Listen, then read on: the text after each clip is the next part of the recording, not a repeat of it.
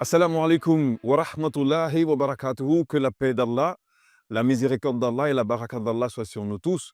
Louange à Allah subhanahu wa ta'ala, Seigneur des mondes et de ce qu'ils contiennent, et paix soit sur son messager, le noble prophète Mohammed sallallahu alayhi wa sahbihi wa sallam. Bienvenue sur l'émission L'Islam en partage, le rendez-vous par excellence qui traite de la foi musulmane. Alors, une question, mesdames, messieurs, vous qui nous suivez sur votre télévision préférée.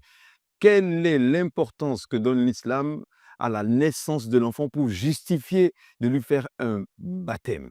Nous allons en parler aujourd'hui avec mes invités que vous avez pris l'habitude de retrouver sur cette émission L'Islam en partage. Cher Boku Abdul Wasselou, salam alaikum. Wa alaykum salam wa rahmatullahi wa barakatuh. Cher Laïsi Yushaou Adewale, salam alaikum. Wa alaykum salam wa rahmatullahi wa barakatuh. Bienvenue chez vous. Merci. Masha'Allah, tabarakallah, qu'Allah nous facilite l'émission de bout en bout.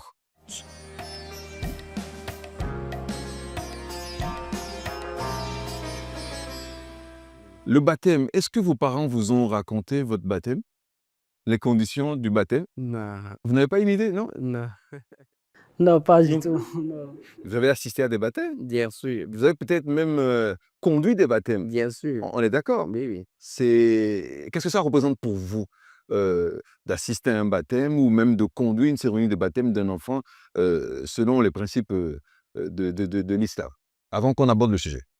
C'est un plaisir pour nous de nous retrouver dans des cadres islamiques, dans des cadres qui nous réunissent après qu'Allah subhanahu wa ta'ala fait don d'un enfant à un couple. C'est un plaisir pour nous de partager avec eux la joie et ce qui va autour. C'est avec plaisir et joie qu'on partage ces moments-là avec les concernés. Dans votre mosquée, qu'est-ce que ça vous fait lorsqu'un des fidèles qui vient prier avec vous, j'ai pas envie de dire chez vous, avec vous, vous annonce la naissance d'un enfant et vous demande d'organiser le baptême?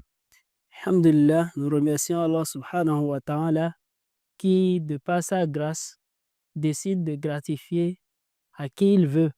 Il nous a ça dit dans son glorieux Coran que c'est à lui qu'appartient tout ce qui est entre les cieux et la terre et que c'est lui qui crée ce qu'il veut. Il décide de donner à qui il veut une fille, à qui il veut un garçon, ou il donne les deux sexes à qui il veut. Et également, il donne et il laisse quelqu'un sans rien lui donner. Donc, c'est une fierté et c'est une joie pour nous d'entendre qu'Allah subhanahu wa ta'ala a gratifié un enfant à quelqu'un. Ce n'est pas de sa force. Donc, lorsque ces événements-là viennent, ce sont des événements que nous aimons plus. Ce n'est pas la mort où on dit il faut faire la prière aux défunts. C'est l'annonce d'une bonne nouvelle. Nous exprimons cette joie-là avec le fidèle Mm. pour cette grâce. J'ai une pensée pour toutes les femmes qui, en ce moment précis, sont dans l'épreuve de l'enfantement, n'est-ce pas, et qui vont bientôt, dans la seconde qui suit ou d'après, donner naissance à des enfants que je prie Dieu de bénir, autant ces enfants que les nôtres. Mais le baptême, c'est la fin du processus. Il y a quand même la naissance de l'enfant. J'ai envie de vous poser la question. Je ne sais pas si elle est pertinente à vos yeux. Que se passe-t-il lors de la naissance d'un enfant dans le rite musulman? Mais merci beaucoup. En islam, à la naissance d'un enfant, Vous avez une très belle voix. Parlez plus fort, s'il vous plaît. merci. Mashallah, tabarakallah. À la naissance d'un enfant en islam, Ouais. la toute première des choses qu'il faut faire, c'est le papa est là quand, étant donné que la maman serait faible avec tous les moments qu'elle a traversés, le papa est là. Aussitôt, on remet l'enfant à son papa. L'islam recommande que le papa fait al-azan, Qui est l'appel. qui est l'appel qu'on fait à la prière, que le papa fait l'appel dans l'oreille droite de l'enfant et fait le comment dans son oreille gauche. C'est quoi la différence? À la, L'appel et l'appel le comment. et le comment. L'appel, c'est cela pour nous, pour montrer que voilà, l'heure de la prière, c'est déjà là. C'est ça? Maintenant, et comment, c'est pour dire qu'on a déjà démarré la prière proprement Très bien. dite. Très bien. Pour Donc, ceux qui découvrent l'islam, voilà, ou même des musulmans qui ne comprennent pas voilà. la différence entre les deux. La première, c'est pour annoncer l'heure Mm. de l'appel dans la prière. Et la deuxième, c'est pour annoncer que la prière a déjà démarré.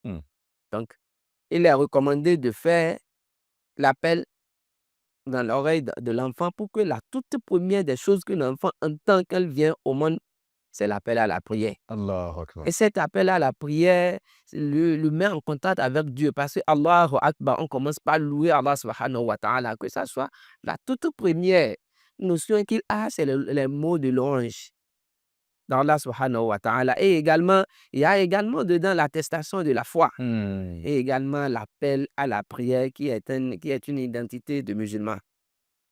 Donc, en dehors de l'azan, nous avons ce qu'on appelle at-tahlik. Le fait le prophète sallallahu alayhi wa sallam en pratiquait, il a même fait à son petit-fils Hassan quand Fatima a accouché à Ali. C'est le fait de prendre un petit morceau de date, le frotter, le manger un peu, frotter dans le palais du bébé. C'est pour bénir l'enfant et aussi mettre quelque chose de doux dans sa vie. Et on a dit que ça n'a pas les dates, on peut mettre le miel ou le sucre ou bien quelque chose de doux pour que la vie, bon, on espère que la vie de l'enfant soit une vie également qui passe la vie dans la douceur. Également, ce qui se passe à la naissance, il y a également le choix d'un nom à l'enfant. Ce choix, on peut le faire déjà à sa naissance. Papa et maman peuvent déjà s'entendre depuis la grossesse que notre enfant serait tel. Et le jour de sa naissance, on peut lui donner le nom là. Tout comme on peut attendre le 7e jour pour lui donner le nom. Donc, le choix d'un bon nom. J'insiste sur le caractère bon. Du prénom plutôt. Du prénom. Du prénom. À l'enfant. Il y a ce qu'on appelle la picor. Le fait de sacrifier le mouton pour l'enfant. Si c'est un garçon, 2, si c'est une fille, 1, le prophète sallallahu alayhi wa sallam nous dit kullu gulamin mukhtarinin bi haqiqatihi, que tout enfant qui naît, il faut lui faire le haqiqa. Et tout se barre en nous, on va faire ce sacrifice-là pour lui le 7e jour, on va le raser et on va lui donner son nom. On le rase son 7e jour, on lui donne un beau nom et également on va sacrifier pour lui. Ça fait partie de ce qu'il faut faire à l'enfant en islam dès sa naissance. Et également, bon, d'autres le font à la naissance, d'autres attendent une période d'abord avant de le faire, c'est la circoncision. C'est permis de le faire à l'enfant dès sa naissance. Machallah, ces points sont bien précis, mais j'ai envie de revenir sur les 2 premiers, l'appel à la prière, d'accord, et le tahnik, d'accord. Qu'est-ce que justifie dans la sunna le fait de faire l'appel à la prière comme première chose à entendre par l'enfant et également la date ou le miel qu'on lui fait consommer? Oui, Parce que je veux bien qu'on comprenne le sens spirituel des choses, parce que c'est l'islam, c'est l'islam. avant d'être en partage. Bien sûr. Voilà, qu'Allah nous assiste. Amen. L'appel à la prière, comme le frère l'a dit, c'est le fait d'amener l'enfant à suivre Allah subhanahu wa ta'ala. Et la première des choses que l'enfant entend, comme on le dit, en toute chose, c'est la base. La base, c'est l'attestation de la foi. Et la première des choses que l'enfant va entendre, au lieu d'entendre des trucs extérieurs pour que Shaitan puisse le dominer, on commence par l'initier. Donc, selon les saints, l'initier, donc c'est comme une éducation islamique précoce. On parle d'une éducation islamique précoce. Et vous allez voir, dans l'appel à la prière, il y a d'abord, on commence par Allahu Akbar, Allahu Akbar. Et Allah est grand, pas glorifier Allah, pour lui dire oui, Allah est grand, et c'est donc lui qu'il faut suivre. Et dans ça également, il y a l'incitation à la prière. La prière qui est la chose la plus importante en islam, parce que vous ne priez pas, vous n'êtes pas musulman. Donc, on incite l'enfant et on l'éduque déjà dès la naissance. Parce que le prophète Muhammad sallallahu alayhi wa sallam dit que chaque enfant naît, tout enfant naît avec ce qu'on appelle fitra. La fitra. Le fitra, c'est c'est-à-dire tu nais en étant musulman, en étant croyant, dévoué à Allah subhanahu wa ta'ala. Mais lorsque tu intègres le monde extérieur, en dehors du ventre de ta maman, ce sont les parents qui décident tel va devenir juif, tel va devenir chrétien, tel va devenir idolâtre ou tel sera musulman. Donc, c'est une éducation. Et nous, musulmans, on veut que nos enfants soient des musulmans fervents. C'est pour cela qu'on commence précocement cette éducation-là avec l'appel à la prière. Ah. En dehors du fait que c'est le prophète Mohammed sallallahu alayhi wa sallam qui l'a fait et qui, dès que le prophète Mohammed sallallahu alayhi wa sallam fait ça, me dit que c'est un bienfait. Maintenant, vous avez parlé de tahnik. Non. Le tahnik, c'est, vous voyez, la date, c'est quelque chose qui est doux. C'est quelque chose qui est doux et en dehors de la douceur, que les savants ont dit que c'est pour prier qu'Allah subhanahu wa ta'ala fasse que qui est la douceur dans toute sa vie. Donc on le prépare à ça, à la douceur. En dehors de cela, ça a des bienfaits pour la santé.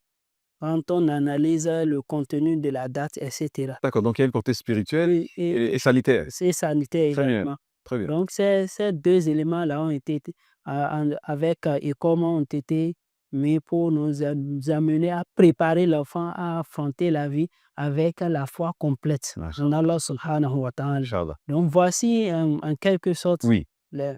je l'entends bien. Je vais revenir à vous. Le temps de demander aux frères si la cérémonie de baptême musulman diffère selon qu'on soit de telle culture ou d'une autre culture. Voilà. Où il y a un seul et unique modèle à suivre selon qu'on soit au nord, dans le septentrion ou au sud. Parce qu'il ne faut pas oublier qu'il y a l'influence de nos traditions endogènes, de notre culture, des fois sur les traditions religieuses. Voilà, certains peut-être font 7 ou 8 jours après, 7 jours après, 8 jours après, ou des cérémonies, comment on appelle, propres à leur famille, en plus du baptême musulman ou ainsi de suite. Est-ce que c'est un seul modèle à suivre ou, selon les cultures de chacun, la famille de chacun, dépend la célébration du baptême? Tel que, C'est pas une colle, hein? de tout pas, tel que je l'avais dit, l'islam a défini ce que on met dans baptême, si on peut utiliser ce terme. Sinon, le thème idéal, c'est quoi? Aqiqa, l'islam a parlé de aqiqa et comme le mot salat, par exemple, n'a pas forcément une équivalence en français. Lorsqu'on parle de salat, on dit la prière, alors que l'islam a prévu un autre terme pour la prière qui est dua. D'accord. Raison pour laquelle vous allez voir dans certaines traditions, on va écrire salat. On ne va pas écrire la prière, on va écrire salat. D'accord. La salat qui commence par takbir, qui commence par at-taslim, il n'y a pas son équivalence en français. D'accord. Donc, Mais le aqiqa, la définition idéale, c'est quoi? voilà, la définition idéale de aqiqa, c'est ce sacrifice qui est la sunna du prophète sallallahu alayhi wa sallam qu'on fait à l'enfant à son 7e jour, qui est constitué du fait de raser sa tête, de lui donner un bon nom, et de lui donner et de immoler de bêtes pour lui. C'est ça, c'est ces éléments-là qu'on appelle aqiqa en islam. Et c'est ça, c'est qu'on peut appeler entre grippes baptême en Très bien. islam. Très bien. Et cela, bon, l'islam est uniforme et universel. Hmm. L'islam du Béninois ne doit pas être différent de l'islam du Togolais et autres. Mais l'islam nous laisse une marge. On dit que ce qu'on peut appeler nos coutumes ou nos cultures, si ce n'est pas des choses qui vont à l'encontre de l'islam, Là, vous êtes prudent, hein? bien sûr, si ce n'est pas des choses qui vont à l'encontre de l'islam, l'islam ne nous en veut pas de les faire. Mais si c'est des choses que l'islam a déjà expressément interdites, bon, cela, on doit s'en éloigner. Donc, en quelque bien, le baptême, elle est universelle, mais on peut ajouter certaines choses si la chose déjà n'apporte pas préjudice à la foi islamique. Mais dans le fond, beaucoup de points sont en opposition entre nos cultures, nos traditions endogènes et la pratique de la foi musulmane. Est-ce qu'on doit quand même pouvoir faire des recommandations à des parents, d'accord, de se limiter rigoureusement à la célébration du baptême musulman dans l'intérêt de l'enfant, ou on doit leur laisser le choix de faire ce qu'ils veulent, quitte à ce qu'ils ne manquent pas de venir à la mosquée faire bénir l'enfant selon le rituel musulman? On ne peut pas dire de les laisser de faire ce qu'ils veulent. Ah. Parce que le thème de ce qu'ils veulent, par exemple, l'islam interdit de façon claire. Parce que des fois, il y a des consultations sur le destin de l'enfant, il y a des sacrifices sur le destin de l'enfant, il y a des liaisons entre l'enfant et les ancêtres et tout. Je dis ça de façon claire, hein, ce sont des questions qui se posent dans la société. Bien sûr, Quelle est votre explication là-dessus? je disais que c'est à cause de ça qu'on ne peut pas laisser, on ne peut pas dire que les parents sont libres de faire ce qu'ils veulent. La consultation du sort, c'est interdit dans l'islam. Et le prophète sallallahu alayhi wa sallam nous dit de façon claire, Man ataka hinan, celui qui va voir un divin, ou bien un devin, pour lui demander un sort. Faqad kafara bima anzala Allah- faqad kafara bima anzala ala Muhammad. Il a déjà mécru ce qu'on a envoyé au prophète Muhammad sallallahu alayhi wa sallam. Dans un autre hadith, le prophète sallallahu alayhi wa sallam nous dit, celui qui va voir quelqu'un pour demander pour le consulter, on dit, si te dit quelque chose et tu le crois, que c'est vrai. Ce qu'il a dit, ça veut dire que tu ne fais plus partie de la communauté du prophète Muhammad sallallahu alayhi wa sallam. Sallallahu alayhi wa Mais si tu penses que ce qu'il a dit là ne peut pas être ça, mais tu l'as déjà consulté, le prophète sallallahu alayhi wa sallam a dit que cette personne-là est tombée dans un péché qu'il va le falloir, il va prier pendant 40 jours et la prière ne serait pas exaucée. Et les savants disent il a l'obligation d'accomplir ses prières également. La consommation de l'alcool, c'est quelque chose que nous voyons lors des baptêmes. Alors que le baptême qu'on appelle baptême, c'est un acte d'adoration. Lorsqu'on parle d'immoler, par exemple, c'est en guise de remerciement, de montrer notre gratitude De reconnaissance. envers Allah subhanahu wa ta'ala. Ce n'est pas tout le monde qui est capable d'accoucher ou bien de tomber en état. Capable, on ne le sait pas. C'est pas tout le monde qui a la grâce Voilà, d'engendrer. voilà, tout le monde n'a pas la grâce d'engendrer. Et maintenant, nous, Allah subhanahu wa ta'ala, Allah nous l'a accordé avec facilité. Il ne nous revient que de revenir à Allah en toute gratitude. Et ce que l'islam a institué, c'est dans le sens même de la gratitude. On dit même, ce qu'il faut immoler, il faut appeler, il faut donner à la famille, donner aux proches et aussi profiter de cela, semer la joie également dans le cœur des nécessiteux. Donc, ce n'est pas une occasion pour tomber encore dans l'ingratitude envers Allah, de se montrer mécréant, bien de se montrer hautain envers Allah subhanahu wa ta'ala. Donc, ce qu'on veut faire, ça doit être ce que Allah subhanahu wa ta'ala aime et agrée. Lorsqu'on parle d'adoration, on a dit que c'est tout ce que Allah aime et agrée, que ce soit à travers nos propos, à travers nos gestes, et à travers également ce qu'on pense dans le cœur. L'intention. À travers notre intention. Donc, l'adoration est au-delà d'aller à la prière, faire des invocations, même le fait de parler, d'inviter quelqu'un à faire du bien, bien entendu, de faire ce qui est mauvais, c'est une forme d'adoration également. Le fait de voir son frère et lui dire salam alaikum. C'est une œuvre d'adoration. Donc, après quoi, dont on parle de baptême, on est en train d'adorer Allah subhanahu wa ta'ala et il ne faut pas l'adorer avec ce qu'il a interdit. Bien, on a évoqué l'appel à la prière. On a évoqué la date ou le miel. Maintenant, on en vient au prénom de l'enfant. C'est vrai que nous recommandons de suivre rigoureusement les prescriptions divines sur cet acte d'adoration qu'est le baptême. On est d'accord. Mais rien n'est en opposition définitive avec nos traditions qui ont des richesses. Bien sûr. On est d'accord. Oui. Je veux évoquer le fait de choisir des noms dans nos langues maternelles, en plus des noms musulmans. Est-ce qu'il y a un problème par rapport à ça ou le fait d'avoir deux noms, Mikaïla Adissa, par exemple, Mashallah, tabarakallah, et se pose un problème où c'est juste le prénom musulman sans le prénom familial ou ainsi de suite. Parce que c'est un débat, parce que certains pensent que c'est pas normal, d'accord, de donner des noms de saints ou simplement des noms qui ont rapport avec les attributs d'Allah aux enfants et vice-versa. D'accord, en parlant de nom, il faut faire beaucoup attention parce que le nom dont on donne, un prénom qu'on donne à un enfant, c'est d'abord sa première identité personnelle. C'est à travers ça qu'on va le reconnaître. Et ce nom peut avoir une portée spirituelle, sociale et morale. Parce que le prophète sallallahu alayhi wa sallam nous dit que le jour de la résurrection, on serait appelé par le nom qu'on nous a donné et le nom de nos parents. Et lorsque vous voulez donner des noms à vos enfants, il faut les donner de beaux noms, dont l'enfant serait fier de répondre ici et aussi de répondre de l'autre côté. Masha'Allah. Et le prophète sallallahu alayhi wa sallam nous a fait comprendre que le nom aussi impacte la vie de l'enfant.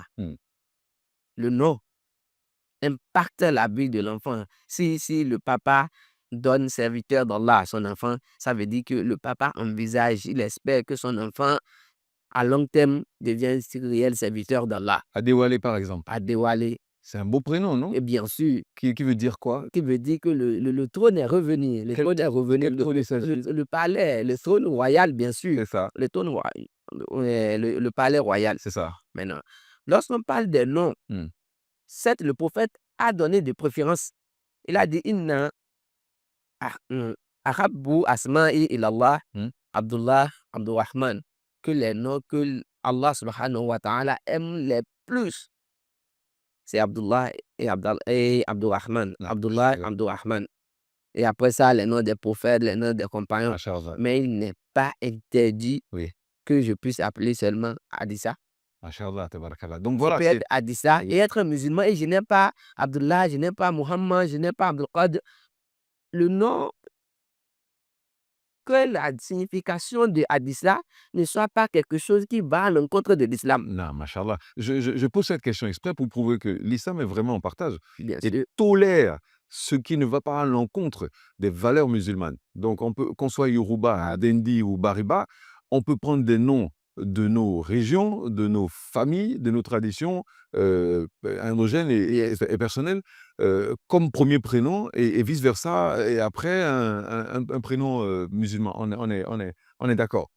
Sur ce, que vous notiez que tout nom qui n'est pas à l'encontre de l'islam est un nom musulman. Voilà, c'est là les noms qui sont en arabe, qui sont des noms musulmans. Non, pas c'est clair, c'est très bien. Les noms, même les noms de chez nous, comme, bon, moi je sais Yoruba, Adjoke par exemple, qui veut dire, qui veut dire peut-être Ar-Rahman, c'est un nom musulman, mais ce n'est pas un nom arabe. C'est ça. Peut-être on peut avoir des noms musulmans, d'Indi, en Bariba. C'est une question de langue. Bon, voilà, c'est une question de C'est une langue. question de langue. Voilà. C'est ça? Oui, parce que au temps du prophète Mohammed sallallahu alayhi wa sallam, on reconnaissait seulement les musulmans avec la prière. Pardon? Pas la prière. D'accord. Celui-là qui prie, on dit que lui, il est un musulman. Parce que si vous allez chez les Arabes, un Arabe chrétien peut s'appeler Muhsin. Ça dit que parce qu'il a Muhsin. Tous les musulmans ne sont pas arabes. Voilà. Et la plus grande communauté de musulmans n'est peut-être pas arabe. Bien sûr. On est d'accord. Bien sûr. Il y a un autre débat dans la société qui nous revient souvent chez les musulmans par rapport au baptême de l'enfant. Certains disent que le baptême d'un enfant qui est né d'un couple d'hommes et de femmes pas mariés est nul. Est-ce que l'idéal, c'est d'être marié avant la naissance de l'enfant pour que le baptême ait un sens, ou tout enfant qui naît d'un couple, marié ou non, a lieu d'être? Là, je ramène des questions qui nous reviennent des téléspectateurs. La question du mariage en islam. On peut revenir sur ça dans une autre émission. D'accord. Le mariage. Sinon, le baptême, l'islam, si déjà un enfant naît, il a droit à un baptême. Que ce soit de parents mariés ou pas. Que ce soit de parents mariés ou pas, quand bien, mais la question, quand un enfant naît, il a droit à un baptême. C'est ça. Il a droit à un baptême. Que les parents soient... c'est souvent difficile parce que l'islam ne reconnaît. On peut avoir l'enfant qu'à travers le mariage. En dehors du mariage, ce serait réellement, quasiment, sans respect les principes islamiques, ce serait quasiment impossible d'avoir un enfant hors mariage. Parce que ce qui peut nous amener à cette extrémité, l'islam l'a interdit. Voilà ta crobosine, il ne faut pas du tout vous approcher de la fornication. Les tentatives de fornication, il ne faut pas l'approcher. Et l'islam a recommandé le mariage, il a simplifié le mariage et il a rendu d'ailleurs une sunnah recommandée du prophète Mohammed sallallahu alayhi wa sallam. D'accord, il vient à votre rescousse parce que certains parents pensent que pour protéger la femme et l'enfant qu'elle porte, même si les familles se sont unies et sont d'accord pour les deux tourtereaux, les mariés, on préfère garder en silence la grossesse en attendant que l'enfant naisse et qu'on célèbre après un mariage qui était validé en amont. Est-ce que tout ça a un sens pour vous ou pas? Oui, au fait, c'est pour ne pas encourager ce type de dérapage. Est-ce que vous voyez? Mais pour tout enfant qui naît, l'enfant n'a pas demandé à naître dans ces conditions-là. Donc, le baptême est son droit. C'est son premier droit. Le choix du nom est son premier droit chez les parents. Donc, ils doivent le faire, le baptême. Maintenant, par rapport à la grossesse, beaucoup de savants ont été catégoriques en disant que on ne peut pas on peut pas faire le mariage pendant qu'elle est enceinte. Tout ça là pour ne pas encourager les gens à, c'est-à-dire ils font le zina et quand ils entendent que la femme est enceinte à quelques mois déjà, directement on va en faire le baptême, on fait le mariage pour couvrir ça. Tout ça là, on se trompe en réalité. Donc ces mesures ont été mises pour dire non, il faut pas encourager. Il ne faut pas encourager ça. Vous allez voir dans Oui. nos parents, ils nous demandent souvent, surtout les alphas nous Allez. demandent est-ce que votre fille n'est pas par exemple enceinte. On demande à l'assemblée devant tout le monde si elle n'est pas enceinte avant qu'on ne célèbre le mariage. Donc tout ça là pour éviter que les gens tombent dans le péché. Je vous laisse une minute. Est-ce qu'il y a une invocation qu'un parent peut faire pour la bénédiction de son enfant? Oui, Laquelle? oui. Le prophète sallallahu alayhi wa sallam bénissait son petit-fils, ses deux petits-fils, Hassan et Hussein, en disant U'izu kuma bi kalimatillahi ta'amati min kulli shaytani wa hamma wa min kulli ayni lama.